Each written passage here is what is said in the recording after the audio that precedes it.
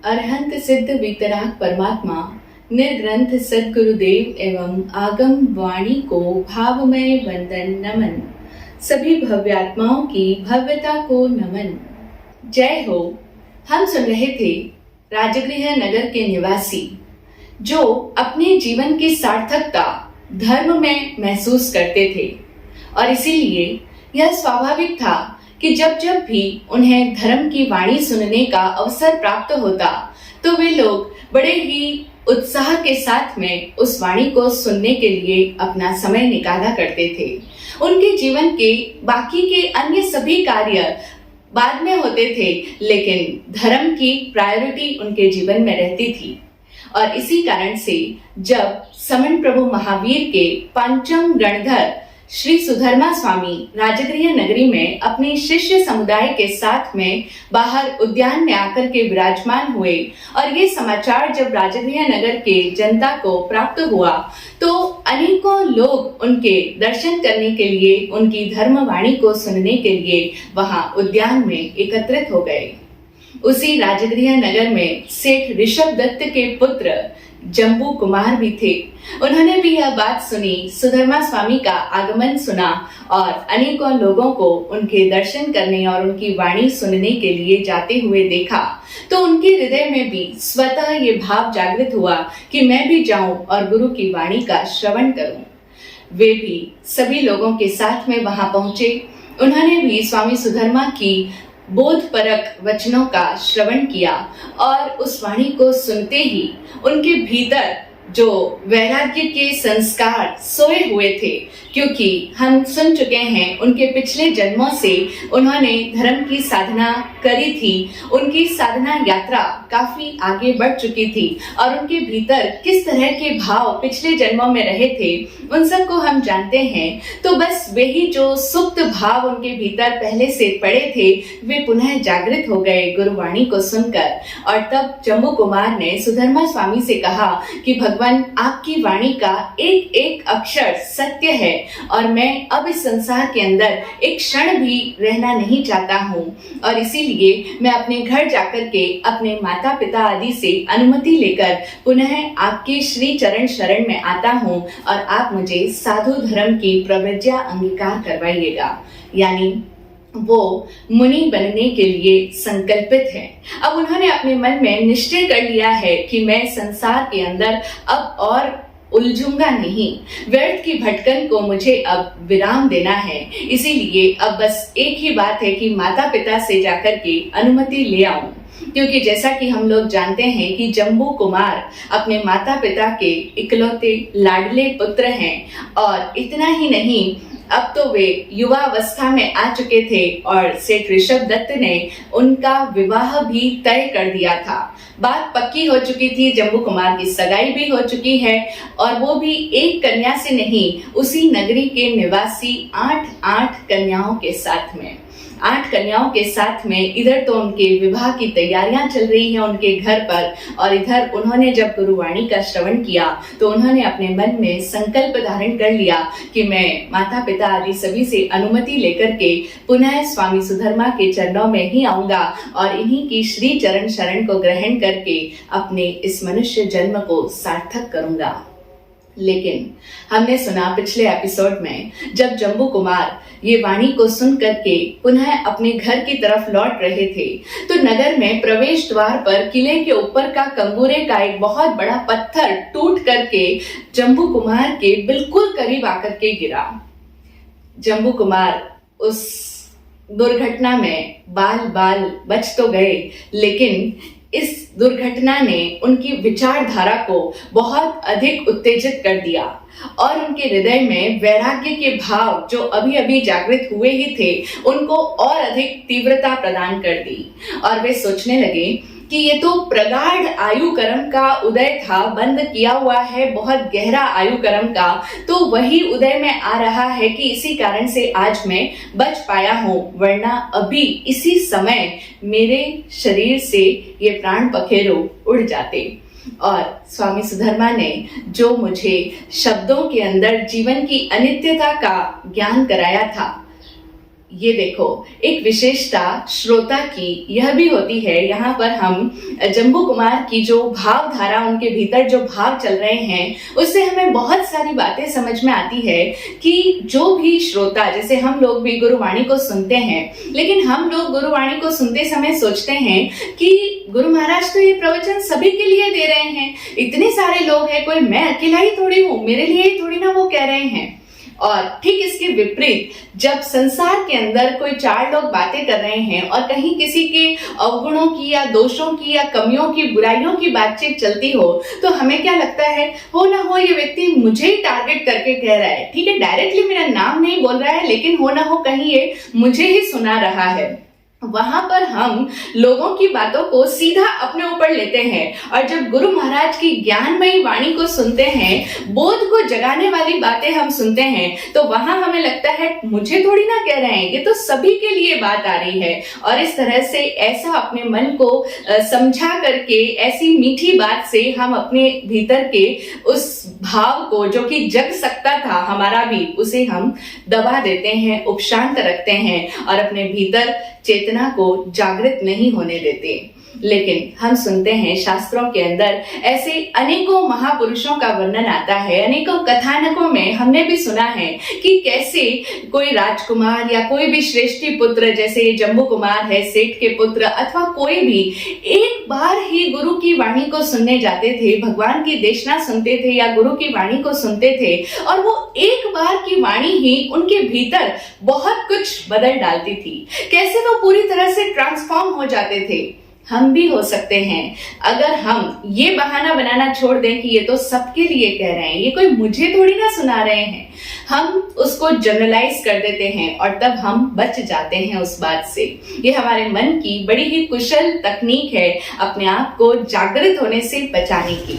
जम्बू कुमार जागृत हो पाए क्योंकि उनको क्या फील हुआ कि मानो ये गुरु वाणी सिर्फ मेरे लिए ही प्रस्फुटित हो रही है, ये गुरु का ज्ञान मुझे ही दिया जा रहा है, और उन्होंने उसको अपने आप के ऊपर ग्रहण किया, अपने आप के लिए सुना।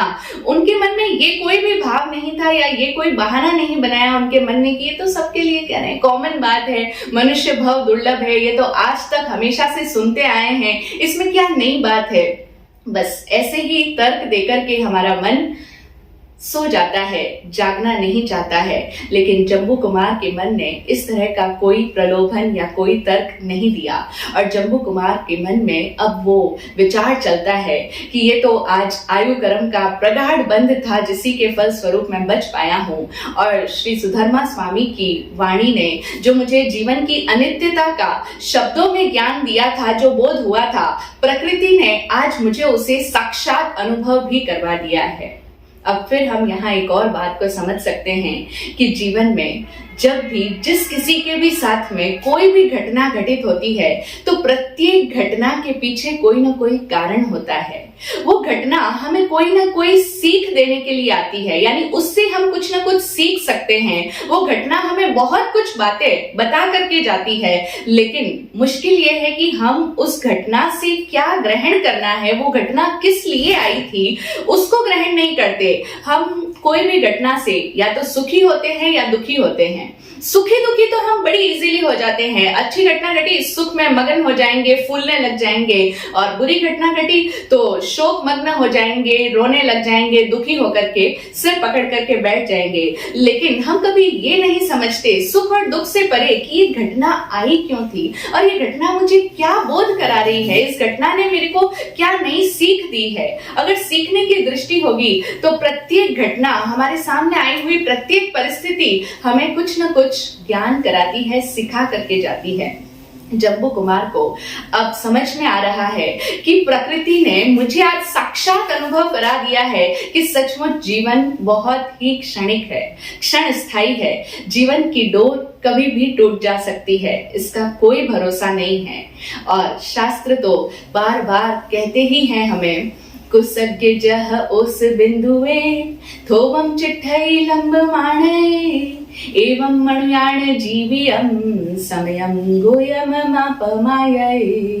उत्तराध्ययन सूत्र का 10वां अध्ययन हमें इस मनुष्य भव की दुर्लभता को बताते हुए समझाता है कि जिस तरह एक ओस की बूंद का जीवन कितना क्षणिक है, कितनी थोड़ी सी देर के लिए रहने वाला है। पत्ते पर रही हुई वह ओस की बूंद जैसे ही सूर्य की किरणें आती है, उसके पश्चात उसका जीवन समाप्त हो जाता है। ठीक उसी प्रकार का हम सभी मनुष्यों का जीवन भी है। कुछ चंद वर्षों के लिए हम इस मनुष्य पर्याय में आए हैं, लेकिन यहाँ आकर के हम इस समय का सदुपयोग नहीं करते हैं और इस मनुष्य भव के अंदर हमें जो संभावना मिली है कि हम अपनी आत्मिक शक्तियों को जगा सकें, अपने जीवन को सार्थक बना सकें, उसे छोड़कर साधारणतया अधिकांश इंसान इस मनुष्य भव को खाने पीने और भोगोपभोग करने में ही व्यर्थ कर देते हैं। तो जम्बू कुमार सोचते हैं कि यहाँ क्षण भर का भी प्रमाद करने योग्य नहीं है। जो यह गाथा कहती है, समयम गोयम पमाए, समय मात्र का भी प्रमाद न करो, क्षण भर का भी प्रमाद करने योग्य नहीं है, यानी देर नहीं की जा सकती है। और फिर जम्बू कुमार सोचते हैं कि यदि आज मेरे जीवन का अंत आ गया होता तो असंयमी अवस्था में ही मेरी मृत्यु हो जाती। यद्यपि मैंने दीक्षा धारण करने का निश्चय तो किया है, किंतु फिर भी हो सकता है उसमें अभी कुछ समय लग जाए, क्योंकि मुझे माता पिता से अनुमति प्राप्त करनी है। इसीलिए मेरे लिए इस समय यही श्रेयस्कर है कि मैं पुनः स्वामी सुधर्मा के पास में जाऊं, और अभी अगर साधु धर्म को तुरंत प्रव्रजित नहीं हो सकता हूं, मैं मुनि दीक्षा ग्रहण न भी कर सकता हूं, तो कम से कम गृहस्थ धर्म की दीक्षा तो धारण कर लूं, क्योंकि जीवन के लिए तो एक क्षण के लिए भी नहीं कहा जा सकता। और उनके सामने तो फिर प्रत्यक्ष ऐसी घटना घटी थी, तो इसीलिए वे तो जानते थे कि हम सोचते हैं बस जाता हूं, माता पिता से पूछ कर आता हूं, लेकिन इतने स्वल्प काल के लिए भी जीवन का भरोसा नहीं किया जा सकता। वो इस बात को अपनी अनुभूति से समझ पा रहे थे, इसीलिए उनके मन में ये भाव जगा कि मैं गुरु के पास में जाकर के अभी अगर मुनि दीक्षा को ना भी ग्रहण कर पाऊं, उसमें समय लग जाएगा, तो कम से कम देश संयमी तो हो जाऊं, यानी जो गृहस्थ धर्म की दीक्षा होती है उसको तो मैं स्वीकार कर ही लूं। हाँ, गृहस्थ धर्म की भी दीक्षा होती है। यद्यपि हम सभी लोगों ने एक ही तरह की दीक्षा की बात सुनी है। जब कोई घर बार छोड़ करके संसार का त्याग करके मुनि बनता है, साधु के मार्ग पर अग्रसर होता है, तो वह दीक्षा ग्रहण कर रहा है। हम इसी दीक्षा को जानते हैं क्योंकि यही दीक्षा बहुत ज्यादा प्रचारित हुई है, प्रसारित हुई है, और यह दीक्षा जब कोई व्यक्ति लेता है तो उसके बड़ा प्रदर्शन होता है, बड़ा ही आडंबर युक्त पूरा समारोह होता है। तो इसीलिए हमने आज तक उसी दीक्षा के बारे में जाना है, और हम ये कभी जान ही नहीं पाए कि एक व्यक्ति अगर अणगार धर्म पर ना भी बढ़े, यानी घर बार को छोड़ करके संसार को पूरी तरह से त्याग ना भी करे, लेकिन उसके बावजूद भी वह गृहस्थ धर्म में रहते हुए भी गृहस्थ धर्म की दीक्षा को भी अंगीकार कर सकता है। उसकी भी दीक्षा होती है, जिसे हमारे यहाँ पर व्रत दीक्षा कहा जाता है। लेकिन विडंबना है कि हमें साधु की दीक्षा कैसी होती है, साधु को कैसा व्रत ग्रहण कराया जाता है, उसके व्रत में क्या करने योग्य है और क्या करने योग्य नहीं है, उसे क्या कलपता है, क्या नहीं कलपता है, इन सब बातों की जानकारी तो हम बड़ी रख लेते हैं। लेकिन हम जो गृहस्थ की भूमिका में हैं, उसमें हमारा धर्म क्या है और हमारे लिए कौन सी वह दीक्षा है, हमें किन व्रतों का पालन करने योग्य है, उन सब बातों के लिए कभी हम ध्यान ही नहीं देते हैं, क्योंकि वहां पर व्यक्ति को स्वयं का बदलाव करना होता है। लेकिन जैसा कि हम जानते हैं, समण प्रभु महावीर ने दो तरह के धर्म बताए हैं। एक है अणगार धर्म और दूसरा है आगार धर्म, और दोनों ही प्रकार के धर्म में व्यक्ति दीक्षित होकर के उनका पालन करके अपने जीवन को सार्थक कर सकता है। अणगार धर्म यानी कि घर बार का पूरी तरह से त्याग करना, संसार की मोह माया से, दायित्वों से पूरी तरह से निवृत्त हो जाना। लेकिन अगर कोई इस तरह से पूर्णतया दायित्व से मुक्ति नहीं भी ले सकता है, तो भी उसके लिए भी भगवान ने एक दूसरा मार्ग और बताया है, और वो भी तीर्थ की श्रेणी में आते हैं। ना सिर्फ साधु और साध्वी तीर्थ है, बल्कि सावक और साविका को भी तीर्थ में स्थान दिया है, क्योंकि वो भी तिरने योग्य स्थान है। यानी अगर हम गृहस्थ में रहते हुए भी अपने धर्म में आ जाएं, अपने स्वभाव में आ जाएं और गृहस्थ धर्म की दीक्षा अंगीकार कर लें, उसमें हमें कैसे मर्यादित जीवन जीना है उसकी शिक्षा और दीक्षा ग्रहण कर लें, तो हम गृहस्थ में रहते हुए भी सावक और साविका की भूमिका में जीते हुए भी तीर्थ हो सकते हैं, यानी वहीं रहते रहते भी तर सकते हैं, इस संसार समुद्र से बाहर हो सकते हैं। तो जम्बू कुमार इन बात को जानते थे, उन्होंने गुरुवाणी से यह सब ज्ञान भी प्राप्त किया था। इसीलिए वे पुनः स्वामी सुधर्मा के पास में पहुंचते हैं और उनसे निवेदन करते हैं कि भगवान, आप मुझे इसी क्षण में गृहस्थ धर्म में तो प्रव्रजित करा ही दीजिए। और इसी के साथ साथ उन्होंने अपने साथ जो यह घटना घटी थी, वो भी घर भी नहीं पहुंच पाए थे गुरुवाणी को सुन करके, कि इस बीच में ही उन्होंने साक्षात मृत्यु का अनुभव कर लिया था। उन्होंने जान लिया था कि जीवन का एक क्षण भी विश्वास नहीं किया जा सकता है। तो ये सब घटना उन्होंने स्वामी सुधर्मा को सुनाई और उनसे निवेदन किया कि आप मुझे गृहस्थ धर्म की शिक्षा और दीक्षा अंगीकार करवा दीजिए। जम्बू कुमार के निवेदन पर आर्य श्री सुधर्मा स्वामी ने उन्हें गृहस्थ धर्म की दीक्षा क्या होती है, कैसे एक व्यक्ति व्रतों में दीक्षित होता है और गृहस्थ के लिए कितने तरह के व्रत है, क्या उनका स्वरूप है, उन सब 12 व्रतों का उन्होंने संक्षेप में स्वरूप समझाया और उसकी शिक्षा और दीक्षा उन्हें दी। तो हम भी जान लें आज कि कैसी होती है गृहस्थ धर्म की दीक्षा और कैसे 12 व्रतों का पालन करके एक जीव संसार में रहते हुए भी अपने दायित्वों का पूरी अच्छी तरह से सम्यक प्रकार से निर्वहन करते हुए भी अपनी मुक्ति की यात्रा को प्रशस्त कर सकता है। उसके लिए 12 व्रतों की बात सबसे पहले बताई जाती है, यानी गृहस्थ धर्म की साधना में पहला सोपान जो एक साधक के लिए करने योग्य है, ग्रहण करने लायक है, समझने और ग्रहण करने लायक है, वो है पहले 12 व्रत। और ये 12 व्रत भी 3 हिस्सों में विभाजित करके समझाए जाते हैं, जिनमें मुख्य होते हैं 5 अणुव्रत। 5 व्रत जिनको हम अणुव्रत कहते हैं। अणुव्रत इसलिए क्योंकि वे ही 5 व्रत एक अणगार के भी होते हैं, लेकिन चूंकि अणगार सर्व प्रकार से सभी आकर्षण विकर्षण का त्याग कर लेता है, इसीलिए उसके लिए वो व्रत महाव्रत हो जाते हैं, यानी वो पूर्णतया उससे विरक्त हो जाता है। लेकिन गृहस्थ में रहता हुआ व्यक्ति पूरी तरह से छूट नहीं सकता है, उसके ऊपर कई सारे कर्तव्य हैं, दायित्व है, अथवा उसकी अपनी भी कुछ सांसारिक इच्छाएं अभी शेष है। तो इसीलिए वह जिस भूमिका को ग्रहण करता है उसका नाम है 12 व्रत और उसमें भी 5 अणुव्रत। उन 5 अणुव्रतों में सबसे पहले व्रत आता है, उसे कहते हैं स्थूल प्राणातिपात विरमण व्रत। स्थूल, ये 5 व्रत जो एक गृहस्थ स्वीकार करता है वह मोटे रूप में उनका त्याग करता है, यानी सूक्ष्म रूप से उसकी बारीकी से वह उसको ग्रहण नहीं कर पाएगा, लेकिन वो मोटा मोटी उस व्रत को स्वीकार कर सकता है। इसीलिए उसके व्रतों के आगे विशेषण लगता है स्थूल, और पहला व्रत है प्राणातिपात विरमण व्रत। यह व्रत हमें यह समझाता है कि कैसे गृहस्थ में रहते हुए एक व्यक्ति को मोटा मोटी हिंसा से बच जाना चाहिए। प्राणातिपात शब्द का अर्थ होता है कि जहां पर भी किसी के भी प्राणों का अतिपात होता हो, किसी के भी प्राणों को कष्ट पहुंचता हो या किसी के भी प्राणों का हनन होता हो, घात होता हो, हिंसा होती हो, वहां पर व्यक्ति को उससे बच जाना चाहिए, उससे विरमण कर लेना चाहिए। विरमण का अर्थ होता है उससे बचना चाहिए। तो पहले व्रत में एक गृहस्थ सावक यह व्रत लेता है, इस बात को अपने भीतर समझता है और अंगीकार करता है, अपने आप के साथ ये वादा करता है कि मैं जो भी चलने फिरने वाले प्राणी हैं उन सभी त्रस्त प्राणियों को मारने की बुद्धि से उन्हें अपराधी समझ करके अपने मन में संकल्प पूर्वक कि इसको तो मैं मार करके रहूंगा, इस तरह से हिंसा नहीं करूंगा। तो त्रस्त जीवों को मारने की बुद्धि से संकल्प पूर्वक हिंसा करने का त्याग, यह है एक गृहस्थ के लिए पहला स्थूल प्राणातिपात व्रत। फिर आता है दूसरा व्रत जिसका नाम है स्थूल मृषावाद विरमण व्रत। स्थूल यानी मोटे रूप में और मृषावाद से बचना है, और मृषावाद का अर्थ होता है मृषा और वाद। वाद का मतलब होता है वचन, बोलना, कहना।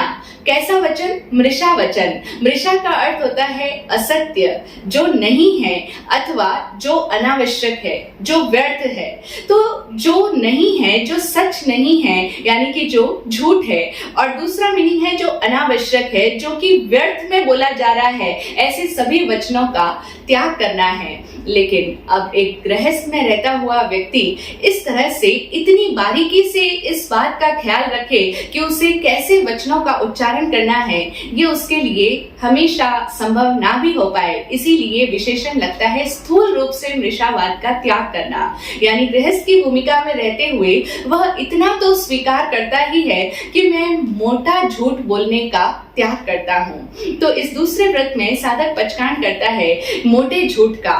और मोटे झूठ का अर्थ क्या हुआ कि जैसे कई बार गृहस्थ में रहते हुए हमें कई बार ऐसे मौके पड़ते हैं कि जहां पर हमें किसी के बारे में कोई गवाही देनी होती है, तो उस समय में हम झूठी गवाही ना दें, किसी की झूठी साक्षी ना दें, किसी के लिए झूठा लेख ना लिखें। जैसे कई बार विज्ञापनबाजी होती है, किसी के लिए गलत प्रचार कर दिया जाता है, जिसने किसी ने कोई गलत कार्य न भी किया हो तो उसका नाम लगा करके उसे झूठा ही कलंकित कर दिया जाता है, उसे आरोपी बता दिया जाता है। तो ऐसा कोई भी काम जिसमें हम असत्य बोल रहे हैं, ऐसा ना तो गवाही देना, ऐसा ना कोई लेख लिखना, ऐसा वचन भी नहीं कहना जिससे किसी के प्राणों को कष्ट पहुंचता हो, जिससे किसी का अपमान होता हो, जिससे किसी की गोपनीय बात, उसके जीवन की वो बात जो बहुत सीक्रेट है, वो बात जनता के बीच में प्रकाशित करना और उसका अपमान करवा देना।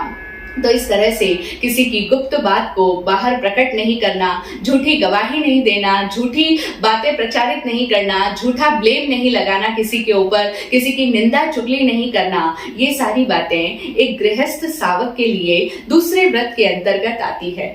उसके पश्चात आता है तीसरा व्रत, जिसका नाम है स्थूल अदत्ता दान विरमण व्रत। मोटे रूप में अदत्त का आदान लेने से बचना। अदत्त यानी जो हमें अधिकार नहीं दिया हुआ है उसको ग्रहण नहीं करना, उसको ग्रहण करने से बचना। इसको एक गृहस्थ जब ग्रहण करता है तो उसके लिए वह व्रत हो जाता है कि मोटी चोरी करने का त्याग। यानी जो चीज उसके अधिकार की नहीं है, अब वो चाहे वस्तु भी हो सकती है, चाहे वो कोई व्यक्ति हो सकता है जो हमारे अधिकार क्षेत्र में नहीं है, या कोई भी बात हो सकती है। तो ऐसी कोई भी विषय, वस्तु, सामग्री जो हमारे अधिकार में नहीं है, जो हमें नहीं दी हुई है, उसको हम बिना उस दूसरे स्वामी की आज्ञा लिए बिना अगर ग्रहण करते हैं तो वह चोरी कहलाती है। तो इसीलिए अगर हमें कोई भी वस्तु को ग्रहण करना है जो कि हमारी नहीं है, तो जिसकी वह है उससे पूछ करके उसकी अनुमति लेने के पश्चात ही हमें उसका प्रयोग करना चाहिए। यह है तीसरा व्रत जिसमें गृहस्थ व्यक्ति मोटी चोरी का त्याग करता है। अब इसको हम आज के संदर्भों में समझ सकते हैं कि जब हम सरकार के लिए जो उन्होंने नियम बनाए हैं उन नियमों का अगर पालन नहीं करते हैं, वहां पर हम कर चोरी करते हैं, राज्य चोरी करते हैं, गवर्नमेंट सरकारी कामों में अगर कुछ भी उल्टा सीधा करते हैं, अथवा किसी की कोई धरोहर हमारे पास में रखी है, कोई अमानत हमारे पास में पड़ी है और फिर हम उसे देने से मुकर जाते हैं, तो इसका मतलब वो उसके अधिकार की वस्तु को हमने हरण कर लिया है, हमने हड़प लिया है। तो किसी पराये धन को हड़पना नहीं है।